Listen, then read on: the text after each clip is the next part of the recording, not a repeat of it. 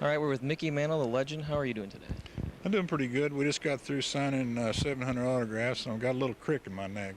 But outside of that, everything's going good. Baseball today, and you see Griffey and Frank Thomas trying to attempt to get Roger Maris to 61 home runs. Do you think any two teammates will have the same year as you guys had in 61? Well, it'll be harder for two guys to hit that many than it. There's a photograph of Mickey Mantle that most people walk right past. He's not swinging. He's not smiling for the camera. He's just standing there, bat in hand, jaw tight, eyes carrying something that looks like fury dressed up as pride. That's the Mantle most people never saw. Everyone knew the legend, the Commerce Comet, the switch hitter who could turn a baseball into a rumor. 18 All-Star selections, 3 MVP awards, a World Series ring on 7 different occasions.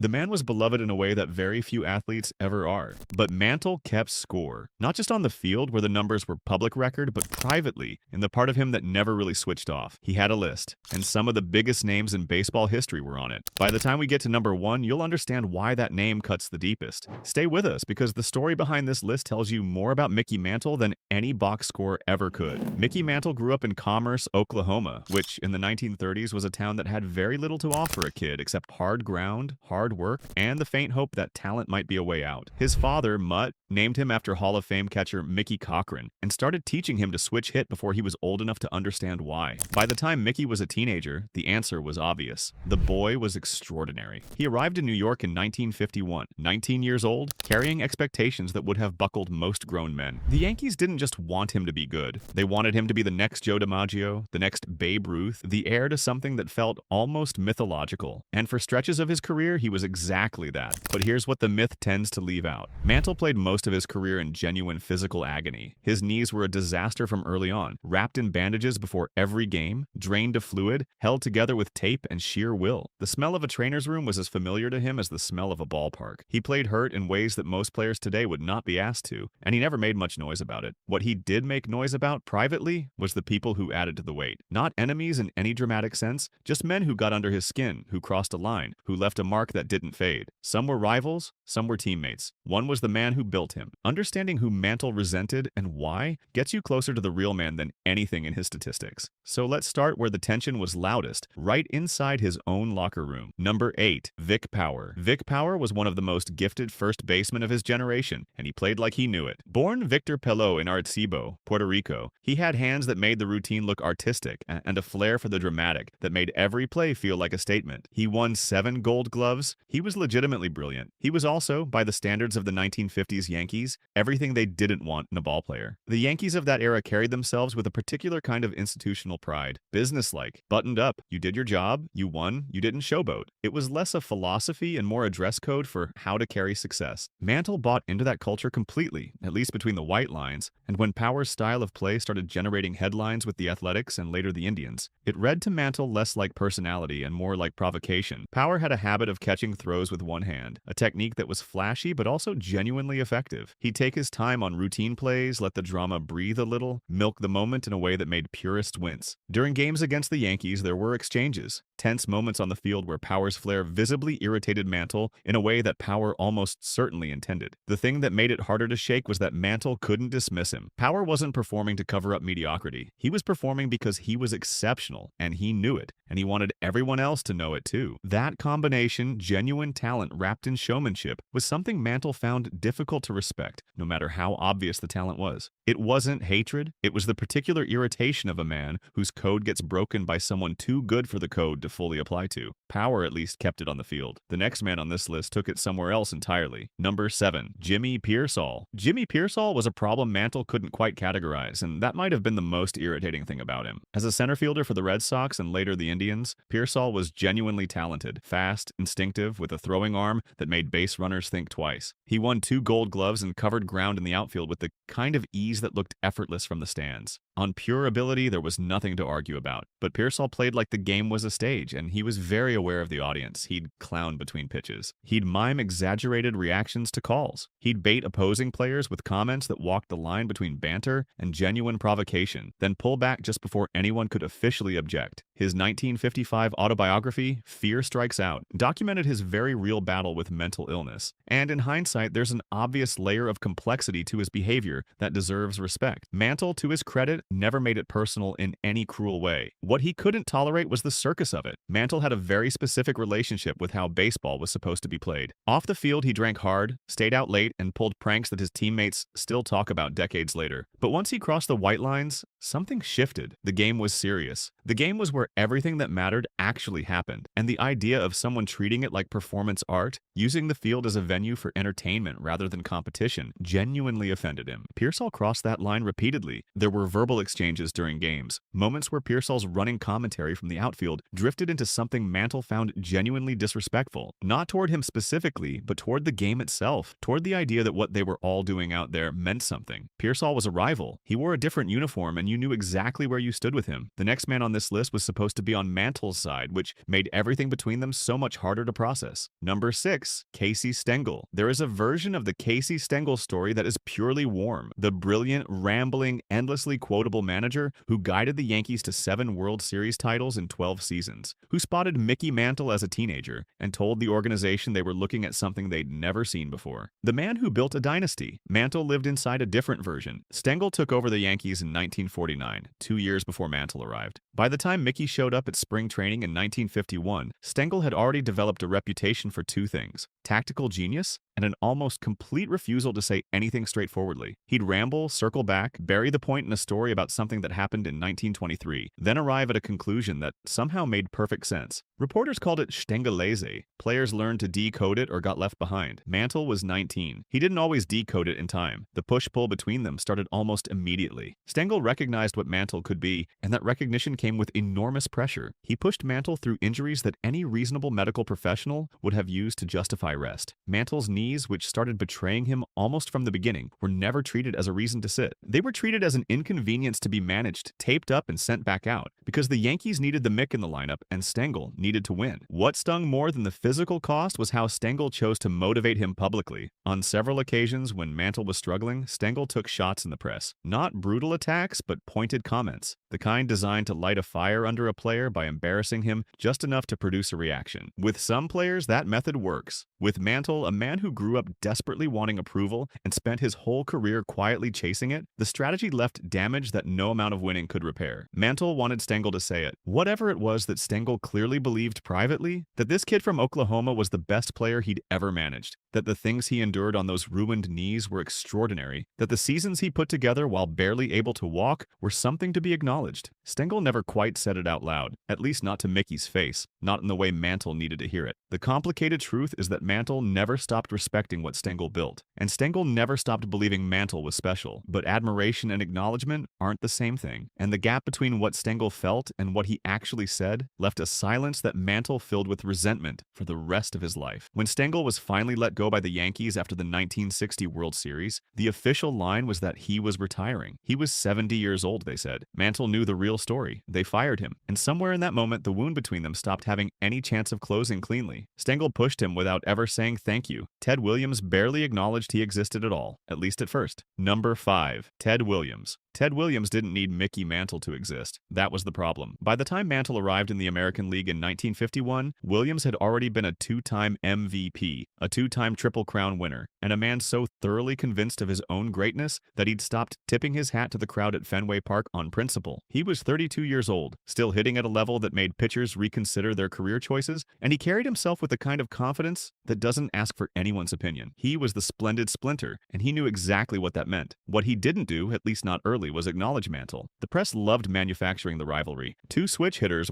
well, Williams hit left-handed only, but the comparison held in every other way. Both chasing the same statistical heights, playing in the same league, splitting the loyalties of every serious baseball conversation in America. Mantle in New York, Williams in Boston, youth versus experience. The golden boy versus the established king. It was a natural narrative, and the newspapers ran it hard throughout the early 1950s. Williams let it run without feeding it. He never publicly dismissed Mantle. Williams was too smart for that. But he also never offered the kind of acknowledgement that would have meant something. He didn't seek Mantle out. He didn't offer the nod that one great player sometimes gives another. The quiet recognition between men who understand exactly how hard what they're both doing actually is. He just went about his business as if the conversation the rest of the country was having didn't require his participation. For a player who'd grown up craving approval from his father, from Stengel, from the Yankee faithful who cheered him one week and booed him the next, that indifference stung in a specific way. Being ignored by someone you admire hits differently than being criticized. Criticism at least confirms you exist in the other person's world. Indifference puts you nowhere, and Mantle did admire him. That's the part that complicated everything. Williams was, in Mantle's own estimation, the greatest pure hitter he ever watched. The mechanics, the patience at the plate, the refusal to swing at anything outside the strike zone, the way he could dissect a pitcher's tendencies like he was taking apart a machine. Mantle respected it completely, so the coldness didn't produce contempt. It produced something closer to frustration, the feeling of reaching toward something that wasn't reaching back. The relationship did eventually shift. Later in their careers, and more visibly in retirement, Williams and Mantle found their way to genuine mutual respect. Two old lions comparing notes, acknowledging what the other had survived. Williams was generous with his praise once the competition was behind them, and Mantle received it with a warmth that suggested he'd waited a long time to hear it. But those early years left a residue, the coldness of someone you consider a peer, someone you've measured yourself against every single season, doesn't disappear just because the warmth finally arrived. Williams eventually came around. Early Wynn never did, and he made sure Mantle felt it every single time they shared a field. Number 4. Early Wynn. Early Wynn once told a reporter he'd throw at his own mother if she was digging in at the plate. He wasn't joking. He said it with the calm of a man who had thought it through and arrived at a reasonable conclusion. That was the kind of pitcher he was. Methodical, cold, and completely without apology for what he was willing to do to win a baseball game. Wynn won 300 games across a career that stretched from 1939 to 1963. He made 5 All-Star teams. He took the Cy Young Award in 1959 with the White Sox at the age of 39, which tells you everything you need to know about how long he stayed dangerous. He was, by any honest measure, one of the greatest pitchers of his era. He was also, by any honest measure, a weapon pointed at Mickey Mantle's knees. Wynn understood something about Mantle that most pitchers had to discover through trial and error. The legs were the thing. By the mid-1950s, anyone who read a newspaper knew that Mantle played on 2 knees that had no business carrying a man around a baseball diamond. The right knee had been wrecked in the 1951 World Series when he caught his cleats on a drainage cover in the outfield and went down so hard that DiMaggio, running beside him, thought he'd been shot. The surgeries followed, then more surgeries, then the tape, the braces, the pre-game rituals that took longer than some players' entire warm-up routines. Wynn didn't treat that as information to file away. He treated it as a target. Inside fastballs, low and running in, aimed at the part of Mantle's body that could least absorb the contact. Not every at-bat, not in any way that an umpire could easily object to, but consistently enough that Mantle understood exactly what was being communicated. You're already broken. I know it. Now let's see what you do about it. What Mantle did was stand in. Every time, he never moved off the plate, never flinched in any visible way, never gave Wynn the satisfaction of seeing the damage register on his face. That was a point of pride that ran deeper than the rivalry itself. Mantle had built his entire career on the refusal to show weakness, on playing through pain so severe that the team doctors sometimes watched from the dugout with something close to disbelief. He wasn't going to let early Wynn be the man who changed that, but the fury was real. Mantle didn't hide it in the moment, didn't pretend the targeting was just part of the game because he didn't believe that. There's a version of old school baseball thinking that treats this kind of pitching as a legitimate competitive tool. The idea that fear and physical risk belong on the field along with everything else. Mantle had no patience for that framework. Throwing at a man's already destroyed knees with full knowledge of the damage you're trying to do wasn't competition. It was something uglier than that, and he filed it away accordingly. Wynn never apologized. Mantle never forgot. That's the straightforward kind of grievance. A man chose cruelty dressed up as toughness, and the target kept a record. What comes next is more complicated, because the man who sits at number 3 on this list didn't come at Mantle physically. Jackie Robinson challenged something deeper, something Mantle spent the rest of his life trying to properly reckon with. Number 3, Jackie Robinson. Jackie Robinson didn't waste time being polite about things that mattered to him. That was his reputation, earned deliberately, and he wore it without apology. By the mid-1950s, he'd already broken baseball's color barrier, already endured 8 years of targeted cruelty from players, managers, and fans who wanted him to fail,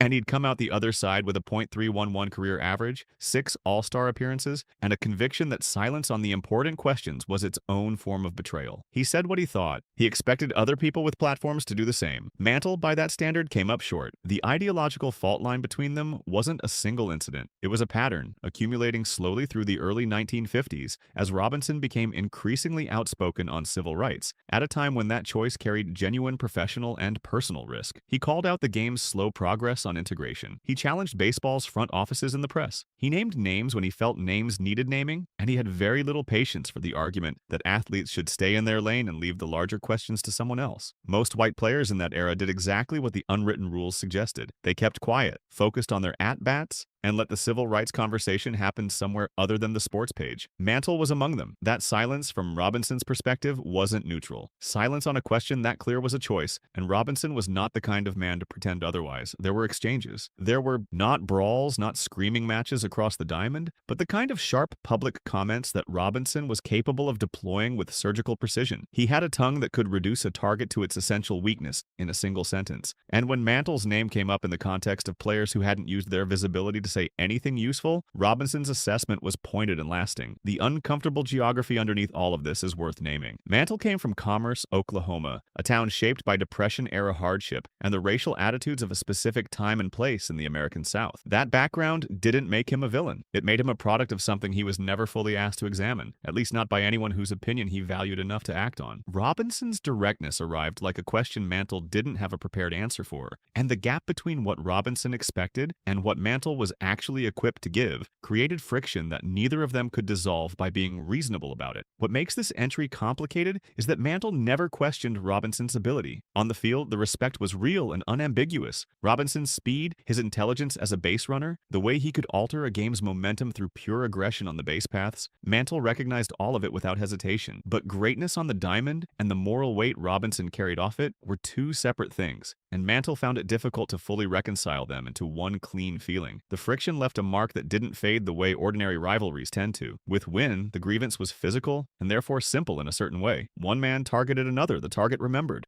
With Robinson, the wound was more interior. It was the discomfort of a man who suspected, on some level, that the criticism had found something real, and who never fully worked out what to do with that suspicion. Two men from completely different Americas, sharing the same sport, measuring each other by standards that didn't fully translate across the distance between their lives. Robinson challenged who Mantle was as a man. Billy Martin was the man Mantle chose to be, for better and for worse, and that choice cost him more than any rival ever could. Number 2, Billy Martin. Billy Martin arrived in Mickey Mantle's life the way a bad idea arrives. Fast, funny, and impossible to say no to. They met in the early 1950s, two Yankees who recognized something in each other that neither of them could have fully articulated at the time. Martin was a second baseman from Berkeley, California, with limited physical gifts and an almost supernatural ability to win games through sheer combativeness. He played angry, competed angry, and lived the rest of his life that way too. Mantle found that energy irresistible. Here was someone who felt everything at full volume and didn't apologize for it, which, for a man who'd spent years learning to suppress his own reactions beneath a professional mask, felt like oxygen. Together, they were genuinely dangerous. Not in any metaphorical sense, like they were capable of actual documented chaos. There's the story about the cow hunting incident in the Texas Hill Country, the two of them out in the dark on a friend's property, half drunk and armed, deciding that this was a reasonable way to spend an evening. The cow was fine, the aftermath was not. Mantle recalled it later with the kind of laughter that only arrives once the legal exposure has fully expired. That was the texture of what they built together. Elaborate, reckless, hilarious in retrospect, and consistently more expensive than it looked going in. The brawls were real too.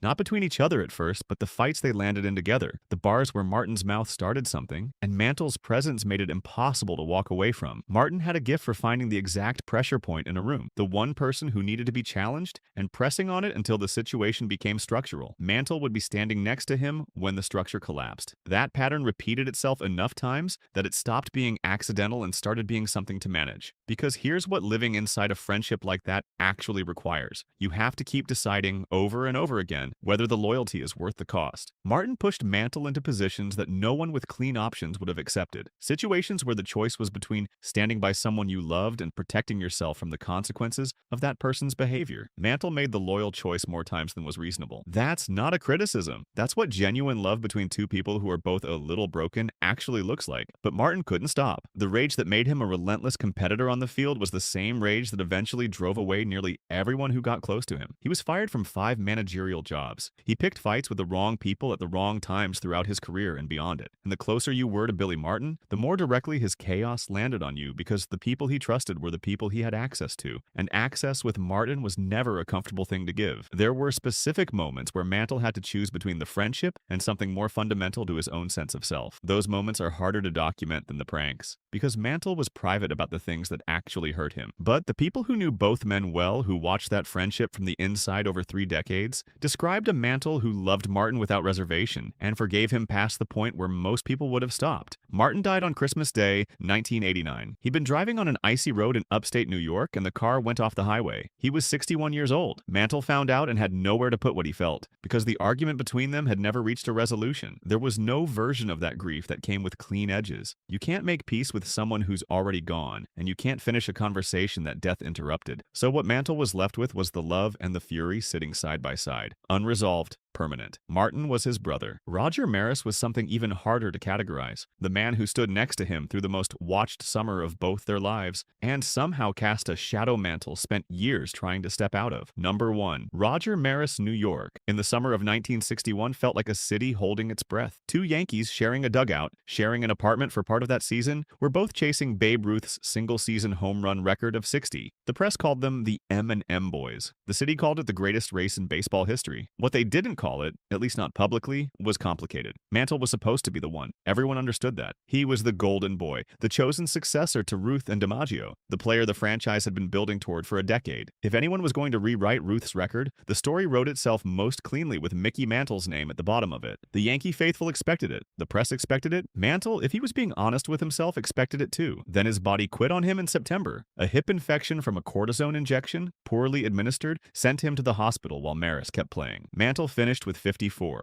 Maris hit number 61 on the last day of the season, in the 163rd game, one more than the schedule Ruth had played in 1927. The record belonged to Roger Maris, and the world responded in a way that neither of them had anticipated. Commissioner Ford Frick ruled that Maris's record would carry a distinction acknowledging the longer season, the infamous asterisk that wasn't technically an asterisk, but functioned as one in every conversation that followed. The ruling was widely seen as a way of protecting Ruth's legacy at Maris's expense, and it poisoned what should have been a clean triumph. Mantle had complicated feelings about it. He said the right things publicly, offered genuine praise for what Maris had done, and meant it. But the asterisk was also, in some private corner of his thinking, a small consolation, confirmation that the record existed in a category slightly apart from the one Ruth occupied, the one Mantle had always imagined himself inhabiting. The specific wound between them wasn't really about the home runs. It was about what came after. The fame that arrived with 61 was crushing, and Maris made no effort to hide how much he resented it. The press attention, the public scrutiny, the hair that reportedly started falling out from the stress of that summer. Maris found the spotlight genuinely unbearable and said so, repeatedly throughout the rest of his career. He wanted the record to stop following him. He wanted to just be a ball player again. Mantle watched that from a few feet away and felt something he couldn't fully justify. He'd spent 15 years in New York learning how to carry exactly that kind of attention, learning to absorb the booing and the worship and the pressure of being the Mick without letting it show. The fame was the cost of the life, and Mantle had paid it without complaint. Watching Maris treat it like a burden felt, on some level, like a slight against everything Mantle had quietly endured to earn his own version of it. They remained teammates through 1966, when Maris was traded to the Cardinals. The warmth between them in later years was real enough, but neither man ever sat down and finished the conversation that 1961 started. Maris left the world in 1985, cancer at 51. The record and the complicated summer attached to it outlasted him by decades. Mantle never broke it. He never stopped wishing he had. 8 names, 8 wounds, 8 relationships that get you closer to the real Mickey Mantle than any career statistic ever will. What connects all of them is the same thing. A man who loved baseball so completely that every slight, every rivalry, every friendship that turned sideways cut straight to the bone. He felt things fully and let go of almost nothing. That's the Mantle most people never saw, the one standing behind the legend. Which of these 8 surprised you most? Drop it in the comments below and subscribe so you don't miss what's coming next.